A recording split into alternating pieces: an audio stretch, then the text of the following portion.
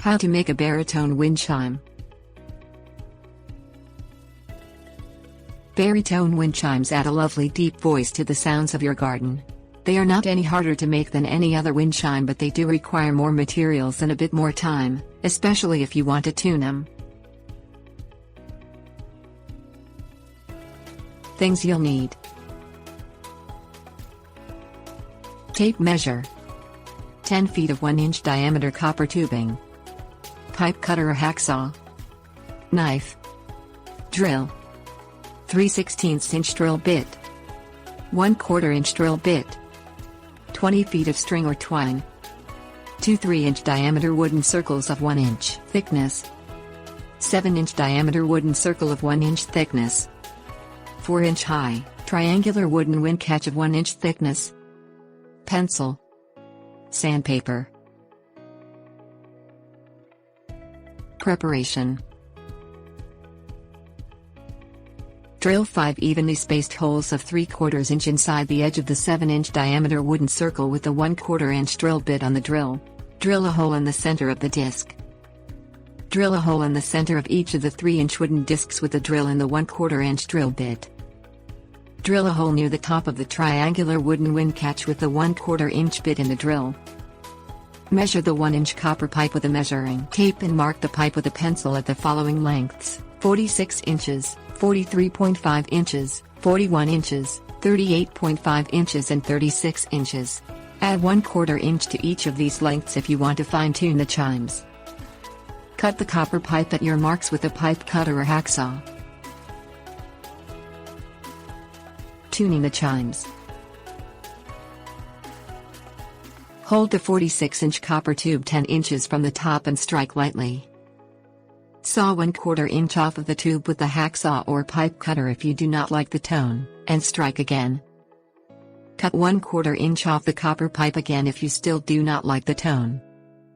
Repeat with each of the other pipes, holding them the following distance from the top: 43.5-inch pipe at 9.5 inches, 41-inch pipe at 9 inches, 38.5-inch pipe at 8.5 inches and 36-inch pipe at 8 inches.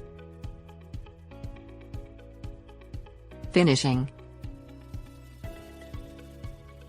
Drill a hole through each pipe section with 3/16-inch drill bit and the drill at the same location that you were holding them to tune them. Remove any burrs with the knife and then sand around the edges of the holes and the ends with sandpaper. Tie a knot in one end of the twine, and thread through one of the holes in the 7-inch wooden disc and then through the largest pipe. Thread the twine up through the hole in the wooden disc to the left and down through a hole on the opposite side of the disc. Leave enough slack that the pipe is hanging freely. Thread the twine through the next largest pipe and up through the hole to the left on the disc. Bring the twine across the top of the disc to the hole to the left of the largest pipe and through the smallest pipe. Again, thread the twine up through the hole in the disc to the left of the hole it just came down through and across the disc. Continue this way until all the pipes have been threaded. Tie the two ends together with a slip knot and hang the chimes from a hook. Adjust the twine so that the centers of the pipes are even with each other and they all hang freely. When you're satisfied, untie the slip knot and tie the twine ends together in a square knot and cut the excess with the knife. Cut a 6-foot piece of twine and tie a large knot in one end. Thread the other end down through the center hole of the 7-inch wooden disc and tie a large knot on the other side close to the disc so it's trapped between two knots.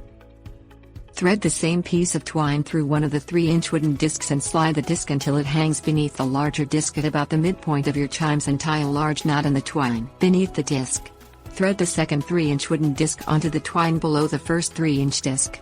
Slide it within 2 to 3 inches of the first disc and tie a large knot in the twine. These will act as your ringers to strike the chimes.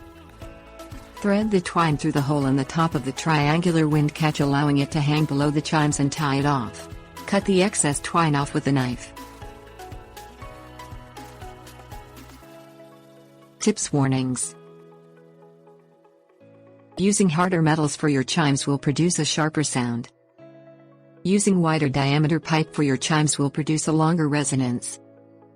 Try different materials for your ringers for a different sound. Metal burrs can be sharp.